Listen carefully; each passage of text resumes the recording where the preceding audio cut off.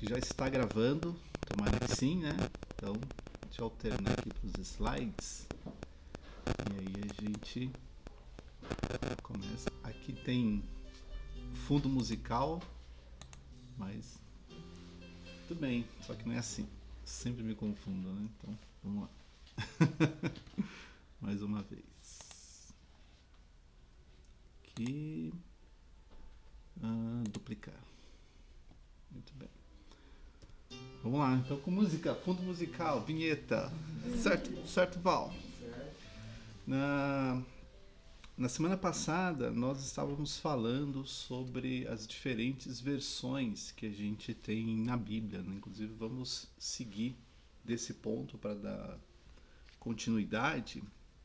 E eu comentava com vocês que a Bíblia que nós temos, que eu trouxe aqui, ó, por mais que a gente chame, né, de tradução, ela na verdade é uma versão das línguas originais que nós vimos lá, que são três, né, o grego, o hebraico e o aramaico.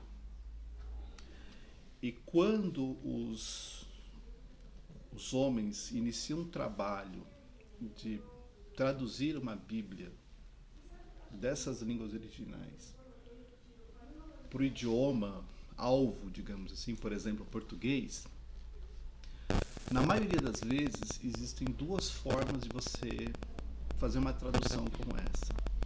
A primeira forma é aquela que a gente chama de palavra por palavra.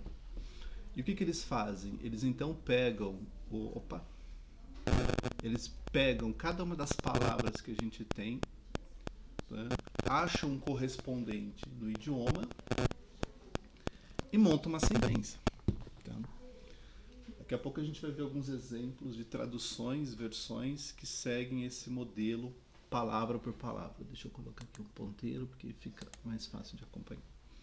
A segunda forma de tradução / versão é aquela pensamento por pensamento, aonde a equipe que está trabalhando, né, nessa tradução / versão não se preocupa tanto com assegurar que as palavras estão sendo traduzidas, mas eles se preocupam apenas com a ideia, com a mensagem que aquele versículo traz. Tá? Então, basicamente são esses dois tipos que você vai encontrar. E eu trouxe aqui um link para a gente acessar.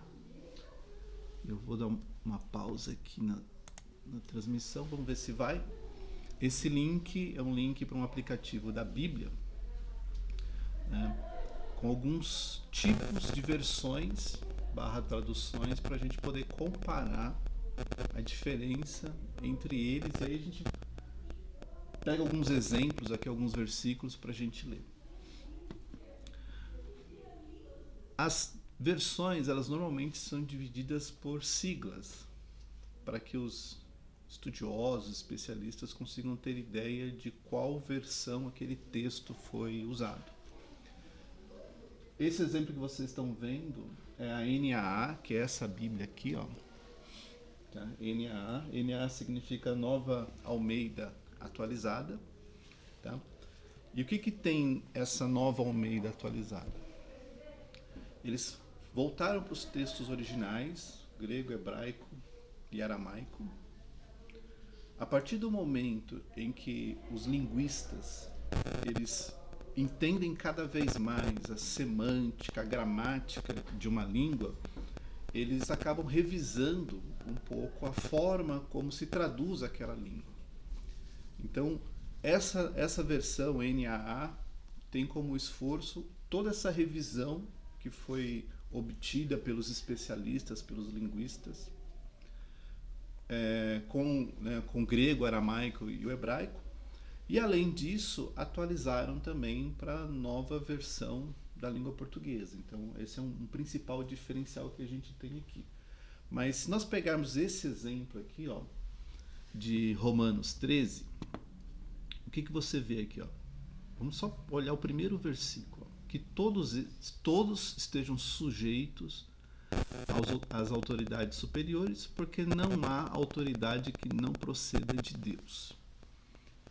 No passado, este versículo, nas primeiras versões da língua portuguesa, esse versículo trocava autoridades superiores por potestades superiores. A Bíblia, principalmente a versão ARC, a ARC que tem aqui ela já está atualizada, então não vai aparecer isso, mas as Bíblias antigas de meados do século XX, por exemplo, a língua portuguesa, não aparecia autoridade, aparecia potestade. E por que eles trocaram potestade para autoridade? Porque por mais que a palavra a palavra original represente a mesma ideia, mas potestade acabou se convencionando em associar com seres espirituais, seres do mundo espiritual. E aqui não está falando disso, está falando de governo, de pessoas, dos seres humanos. Tá? E se nós compararmos esta versão, e eu vou colocar aqui um paralelo para a gente poder olhar outras versões, né? Vou pegar, por exemplo, a nova tradução na linguagem de hoje. Tá? Foquem somente no primeiro versículo, tá? Porque a ideia funciona para tudo. Né? Você vê que do lado direito, do lado esquerdo, na verdade, está a nova Almeida atualizada. Essa tradução / versão, ela segue o princípio palavra por palavra. Do lado direito, que é na linguagem de hoje, já segue mais o princípio de traduzir o pensamento. Então, olha só como que está esse mesmo versículo nessa tradução que segue mais a ideia de traduzir o pensamento. Ele diz: obedeçam às autoridades todos vocês, pois nenhuma autoridade existe sem a permissão de Deus, e as que existem foram colocadas nos seus lugares por Ele. Você percebe que, por mais que o centro a ideia central do versículo seja a mesma, mas você percebe que existe uma forma diferente de expressar essa mesma ideia?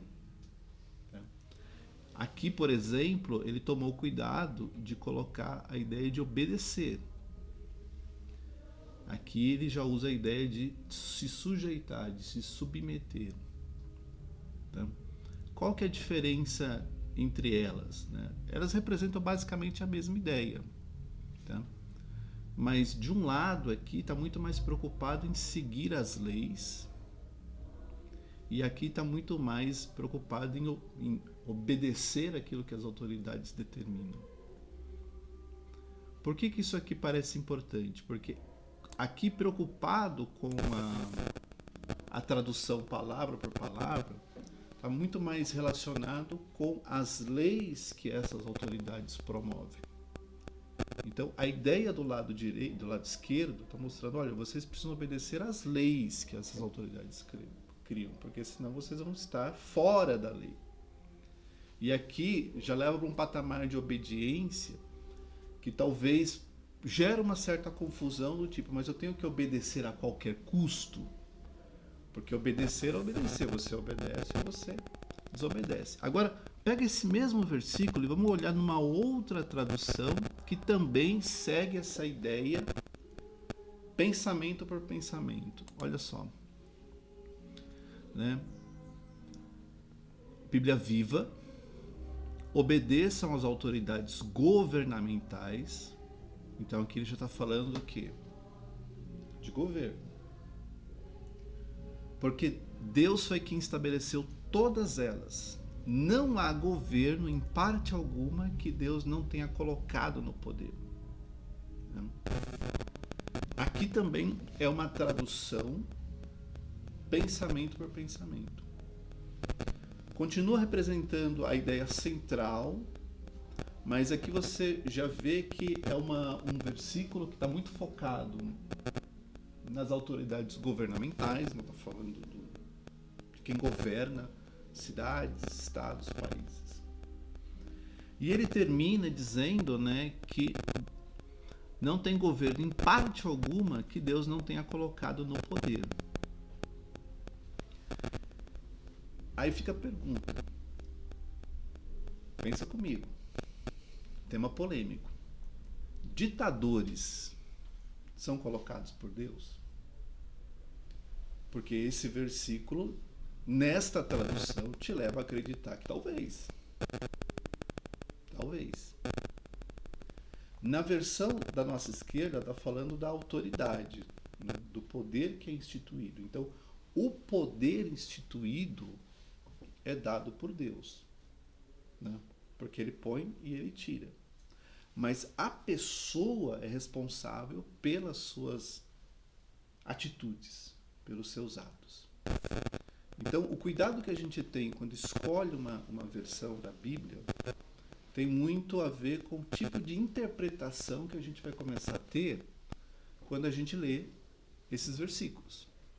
Então, para o seu estudo pessoal, individual, você que já caminha com o Senhor há um bom tempo, é sempre recomendável você buscar uma tradução que vá palavra por palavra, porque vai muito mais no centro do propósito daquele versículo, que é mostrar uma ideia exatamente como ela foi concebida na fonte. Quem escreveu pensou daquele jeito. O outro lado já é alguém interpretando aquele versículo e trazendo para um contexto mais nosso, mais atual. Tá? Se eu sou, de repente, novo na fé, talvez faz sentido você pegar uma Bíblia que interpreta o pensamento, porque ela vai soar mais familiar com os livros que a gente tem aí disponíveis, né, em todo lugar. Só que, se a gente vai estudar e buscar a nossa interpretação, né, nosso entendimento a respeito daquele versículo, daquele trecho, faz muito mais sentido você pensar numa versão palavra por palavra. E o principal exemplo que a gente tem aqui no Brasil hoje seria essa NAA, mas você também pode usar a ARA, a ARA, que tem aqui. Eu coloquei esse lado para você ver que vai ficar não muito parecido. Tá? Então, por isso que a gente precisa tomar muito cuidado na hora de escolher uma Bíblia, pensando no que a gente quer fazer com ela. A gente quer ler apenas para ler, ou se a gente quer estudar. Então, se a gente quer apenas ler, se eu sou novo na fé, se eu ainda estou dando os primeiros passos, talvez faça sentido pegar uma tradução que seja pelo pensamento. Mas, de novo, você tem a questão de estar lendo uma interpretação de alguém que traduziu e tentou trazer para um contexto mais contemporâneo. Se você quer estudar um pouco mais na raiz, na fonte, de como aquele versículo foi concebido pelo escritor, então uma tradução / versão palavra por palavra vai te dar isso no detalhe. E agora a gente vai fazer um exercício aqui entre nós, bem simples, bem rápido, para a gente entender como que é um tema um pouco complexo. Deixa eu ver se está aqui. Está aqui, ó. Esse aqui é um versículo da Bíblia. Estão vendo? Está em grego. Falei que a aula ia ser divertida, né, Val? Deixa eu ver se eu consigo colocar aqui, ó. O pontador tá. Muito bem. Vamos lá. Esse aqui é um versículo da Bíblia. No grego koiné, que eu falei para vocês na semana passada, né? Vamos tentar fazer alguma coisa aqui com esse trecho, tá? Tá, vamos lá. Então, o versículo começa aqui, termina ali, tem um ponto final. Vamos ver, a gente percebe o quê? A gente tem uma palavra aqui que a gente ainda não sabe direito o que é essa aqui, ó. Deixa eu colocar aqui no apontador e eu coloco a caneta para a gente poder escrever. Então a gente tem aqui, ó, esse versículo, aliás, né, essa palavra que a gente não sabe bem o que é. Mas eu vejo que ela aparece aqui também, ó. Cadê? Aqui, ó. Vendo? Ela aparece aqui também. É a mesma. Tudo bem? Outra coisa que eu percebo aqui, tem uma outra palavra familiar, que é essa aqui, ó. E ela também aparece aqui. Ok? Estão percebendo isso? Aquele que eu circulei aqui também apareceu aqui, ó. Então, apareceu aqui e apareceu aqui. Tudo bem? Né? Eu vejo um outro aqui e vejo outro aqui, ó. Vejo um O com um acento ali apontando para todo mundo, né? Essa palavra que eu já percebi que ela já apareceu de novo também. Essa aqui, ó, é a mesma. Tá? E aí, a gente já encontrou alguns padrões aqui, pelo menos algumas palavras são iguais. Estão acompanhando? Tá fazendo sentido? Então, ó, a gente encontrou uma palavra. Essa primeira palavra aqui, que parece um NV, ela tem 3 vezes. Tem uma outra que também aparece 3. Tem uma que aparece 2. Né? Tem um O que aparece o tempo todo ali, né? Então, vou ler esse versículo para vocês, tá? Diz o seguinte: En arche, in ologos, kai ologos, in proston theon, kai theos, in ologos. Esse é o texto que está aqui. Agora vamos descobrir que texto que é. Esse texto é de João, capítulo 1, versículo 1. No princípio era o Verbo, e o Verbo estava com Deus, e o Verbo era Deus. Então, onde que está isso aqui? Ó? O Verbo é essa palavra aqui, ó. Logos. Logos é o Verbo. Deixa eu trocar aqui para caneta. Então, logos, logos, logos. Theon e theos. Você pode ver que é exatamente a mesma coisa, só que aqui termina com S, aqui termina com uma outra letra, mas também é Deus. En é o nosso em, porque essa letrinha aqui significa um N. Arche, princípio. Então, em princípio, esse in é o verbo ser. E aqui tem uma coisa engraçada, porque o mesmo ser e estar do nosso português é uma palavra só no grego. Então, quando você lê, ele pode ser tanto ser quanto estar. É igual no inglês, né? No inglês também o verbo to be pode ser e pode ser estar. Tá? Então, em princípio, vamos tentar traduzir no pé da letra. Tá? Em princípio, estava ou era, porque o em pode ser estar ou pode ser ser. Em princípio, estava ou era o verbo. Kai é a nossa conjunção e. E o verbo, logos, estava com Deus. Ou era com Deus. Porque, de novo, o em aí pode ser ou pode ser estar. E Deus estava com o verbo. Então, se a gente traduzir no pé da letra, esse versículo está querendo dizer uma coisa assim. E aí o que o tradutor precisa decidir? Ele precisa decidir, eu uso estava ou eu uso era? Então ele precisa analisar esse texto e comparar com outros textos parecidos dentro das escrituras e fora das escrituras para ele poder decidir. Eu uso o estar ou uso o ser?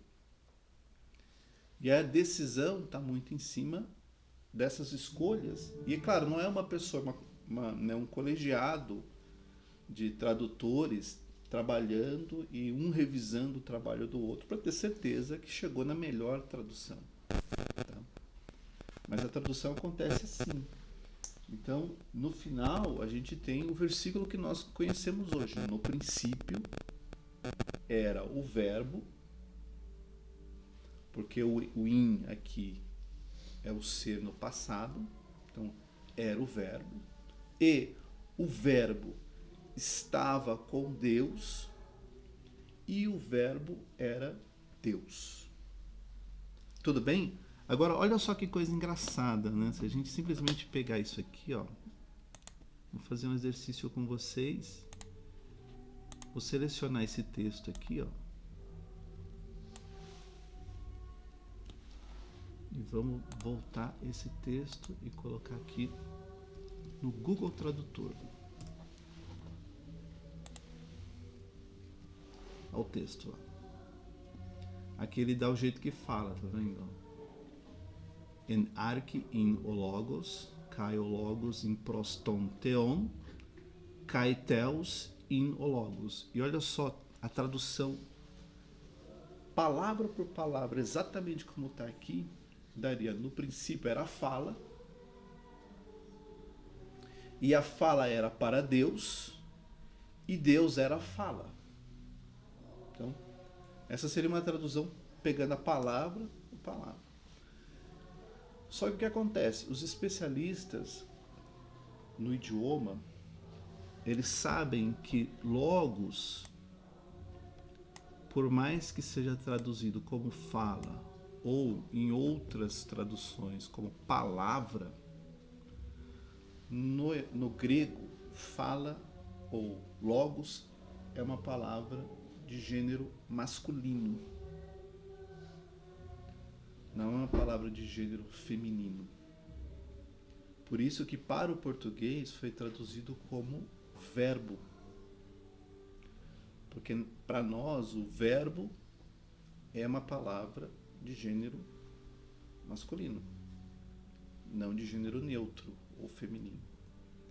Tá? Então, por isso que a gente tem verbo e não palavra ou fala, porque a tradução original seria fala ou palavra, mas ficaria estranho a gente ler esse versículo. No princípio era a fala, ou no princípio era a palavra. Mas como estava se referindo a Jesus, e Jesus veio como homem, né, colocar uma palavra no feminino para referir sobre Jesus geraria confusão. Então, para que tivesse certeza de que o escritor, que no caso aqui é João, estava referindo-se a Jesus, ele usou a palavra logos, porque a palavra logos ela é masculina, para que os seus leitores tivessem certeza que ele estava se referindo a Jesus e não uma ideia. E agora a coisa fica mais engraçada ainda, porque o logos, ele é uma ideia que vem da filosofia, principalmente do platonismo. Né? Então, imagina João, falando com as pessoas da igreja do primeiro século, querendo dizer que, olha, não estou falando do logos de Platão, porque o logos de Platão é uma ideia filosófica. Eu estou falando de uma pessoa que aqui eu estou chamando de verbo, aqui eu estou chamando de palavra. Né? E eu estou usando esta palavra, logos, porque eu estou me referindo a alguém do sexo masculino, que é Jesus. Vocês percebem como é complexo? Pensa o escritor daquela época tentando transmitir a palavra de Deus para uma audiência e tendo certeza de que ele usaria as palavras certas para não gerar confusão na cabeça de quem estivesse lendo a primeira vez, e sem nem ter ideia, porque o escritor não tinha ideia, ele estava escrevendo para a igreja ali, mas ele sabia que a igreja precisava entender aquela mensagem, e que quando aquela mensagem começasse a ser traduzida para outras línguas, ela também precisava fazer sentido para aquelas pessoas.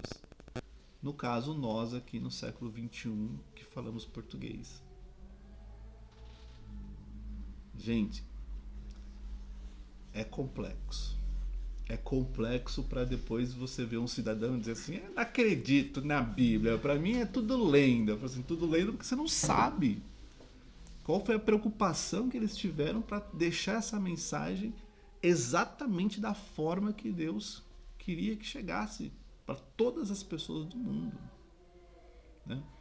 Então é todo o cuidado com a escolha das palavras para que elas comuniquem a ideia certa que chegou no coração de Deus para o coração do homem.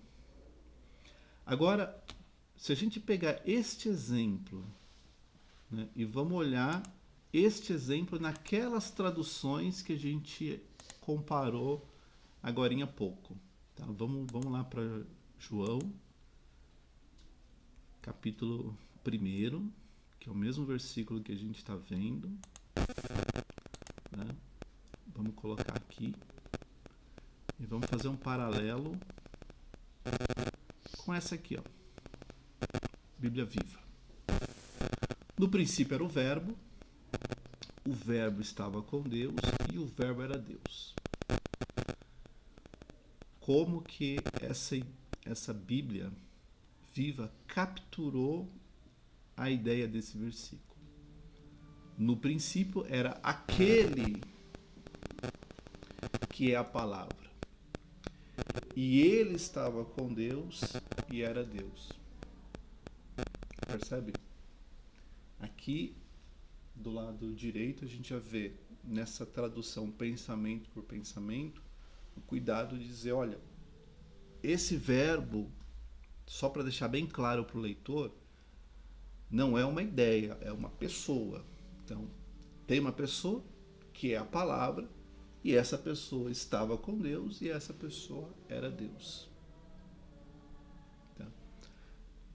Por que a gente está destacando isso? Exatamente pela preocupação para entender que as nossas traduções, por mais que elas tenham uma influência humana de pessoas escolhendo palavras para colocar no nosso idioma, também tem toda uma preocupação de garantir que vai captar a ideia certa do versículo, para que o leitor de hoje tenha condições de entender esse versículo o mais similar possível dos leitores lá do primeiro século, quando eles leram a primeira vez. Então, essa é uma preocupação muito grande que existe de assegurar, olha, por mais que é uma interpretação, é uma versão, você não fala grego, você não fala a língua original, mas tem todo um cuidado para garantir que, da forma que está aqui, é o mais próximo possível que nós conseguimos daquilo que seria a versão original pura, né, de um leitor daquela época lendo pela primeira vez. É fascinante, né, Val? Mas ao mesmo tempo é complexo, né? Porque a gente está falando de um texto milenar que nós temos acesso porque pessoas comprometidas com isso fizeram todo o esforço de dar o melhor para chegar a um texto que a gente consiga entender. E é engraçado, porque se a gente voltar de novo para o texto aqui no grego, né? Quando a gente traduziu ao pé da letra, você lembra que aqui diz, né? E Deus era a palavra. Deus era o verbo. Mas as nossas traduções, a gente lê o contrário. A gente diz que o verbo era Deus. Presta atenção. Aqui está dizendo Deus era o verbo. Mas quando a gente lê, vou voltar aqui, ó. nesse texto aqui, a gente lê o quê? O verbo era Deus. Se a gente olhar a tradução que o Google fez, tá? E Deus era a fala, ou o verbo. E agora, qual que é a tradução certa? Deus era o verbo ou o verbo era Deus? E aí? Como que a gente fica?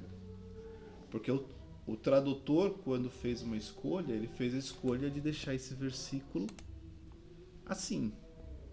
E o verbo era Deus. Mas aqui, acabei de mostrar para você, Deus era o verbo. E agora? Né? Por que o tradutor optou? Porque o leitor original leu desse jeito. Mas nós aqui no século XXI estamos lendo um pouquinho invertido. Né? O verbo era Deus. Foi tomado esse cuidado porque houve uma época na igreja, e vocês sabem, o português ele é derivado do latim, né? Então a gente é a última flor do lácio, né? A última tradução, né? Derivação que o latim teve foi o português. E o que acontece, pessoal? No meio da igreja surgiu uma polêmica. A história da igreja é formada por polêmicas, tá? Surgiu uma polêmica na história da igreja que dizia que quem morreu na cruz foi o Pai. E quem encarnou foi o Pai. E o Filho é simplesmente uma visão humana do Pai. Acompanha aqui comigo, né? Não existe Deus Pai e Deus Filho, só existe o Pai. E o Pai, ele se manifestou como filho, porque quando ele estava na terra, ele era filho. Parece confuso, mas a igreja tinha tempo para ficar pensando nessas coisas, né? Acho que não tinha muito problema. E essa polêmica chama patripacianismo, né? Que era uma polêmica que dizia que tudo aquilo que Jesus fez não era o Filho, era o Pai, porque não existe o Filho, que existe a só manifestação de Deus numa forma humana. Então, eles tomaram cuidado de dizer que o Verbo era Deus para salientar que existe o Filho, e era o Filho que estava aqui, e não essa polêmica que depois, né, foi refutada pela igreja de acreditar que tudo era o Pai só estava fingindo ser filho naquela época. Tá? Então, os tradutores também tinham preocupação de enquadrar os textos de uma forma que não retroalimentasse, digamos assim, as polêmicas que apareceram aí ao longo da história da igreja. Tá? Então, também era uma preocupação de garantir, olha, esse é o texto, e esse texto não dá força para aquela polêmica do passado que a igreja já enfrentou e já esclareceu. Então, essa era uma preocupação que tinha na hora de montar essas traduções. Tudo bem até aqui? Para terminar, pergunta, como que a Bíblia chegou até a gente? Boa pergunta? Como que a Bíblia chegou até? Se não foi a gráfica, né? Como chegou essa palavra para nós? E agora eu vou tentar desenhar, tá? Vamos ver se eu sou hábil o suficiente para tentar explicar para vocês. Tudo começa, gente, da seguinte forma. Pensa que tudo começa com Deus. Eu vou colocar aqui somente a letra D. Tudo começa com Deus. Tudo começa na mente de Deus. A gente vê lá no Novo Testamento, né, que diz que só o Espírito conhece a mente de Deus. Mas ao mesmo tempo, o Novo Testamento diz que nós temos a mente de Cristo. O que acontece? Deus fala com pessoas. e eu vou colocar aqui uma letra P. Ele falou com Moisés. E até hoje ele ainda fala, né?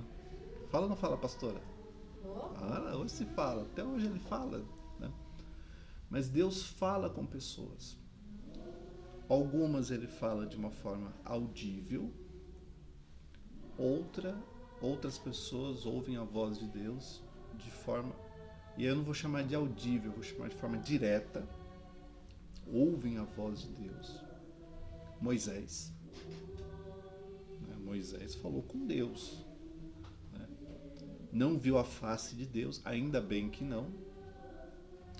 Porque o próprio Deus disse, se alguém ver a minha face, não sobrevive. Então, se contente em ouvir somente a minha voz. Moisés falou com Deus. Outros recebiam a palavra de Deus através de uma forma indireta. O que seria a forma indireta? Um sonho. Sonho é uma forma que Deus até hoje ainda usa para falar. A gente vai ter a oportunidade de falar sobre a questão espiritual do sonho, tá?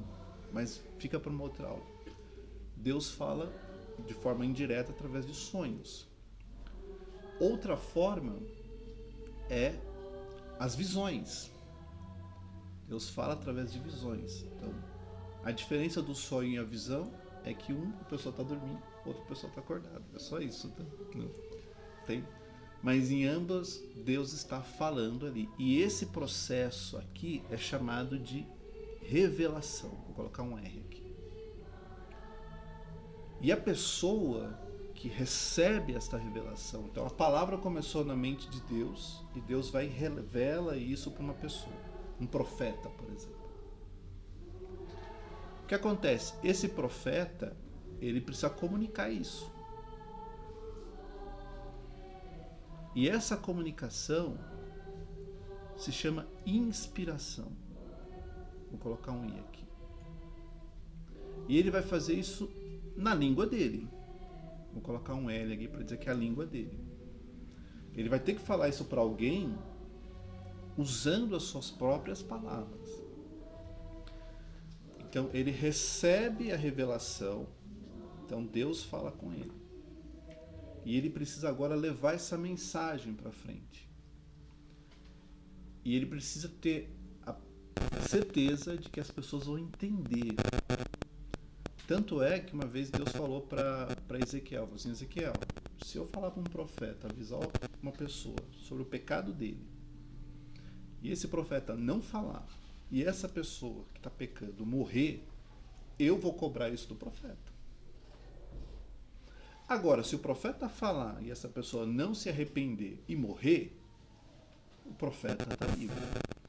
Então, entenda, pessoal, que o profeta, ele tinha a responsabilidade de levar a mensagem de uma forma que não gerasse nenhuma dúvida para quem está recebendo. Então ele tinha que tomar todo o cuidado de usar a sua própria língua, seu próprio idioma, para comunicar aquilo que ele recebeu. De uma forma que quem está ouvindo não tivesse dúvida. Primeiro, de que aquela palavra não era do profeta, era de Deus. Segundo, que ele tinha certeza de que ele estava entendendo aquela mensagem. Não podia ser um Nostradamus da vida que fala por símbolo e ninguém sabe exatamente o que quer dizer. Somente os iniciados. Não podia ser daquele jeito. Tinha que falar de uma forma que quem estivesse ouvindo tivesse certeza que estava compreendendo o recado, a mensagem. Tá? Então, ela chegava dessa forma. Aí, o que os profetas faziam? Eles pegavam e registravam isso num livro. Vou colocar aqui. Num livro. Por quê? Porque tinha que ter evidência de que eu falei A, o povo ouviu A e ninguém depois começou a dizer que era A1, A2, A3. Ele tinha que mostrar, não, é A, tá vendo? Foi como eu coloquei aqui. Tá?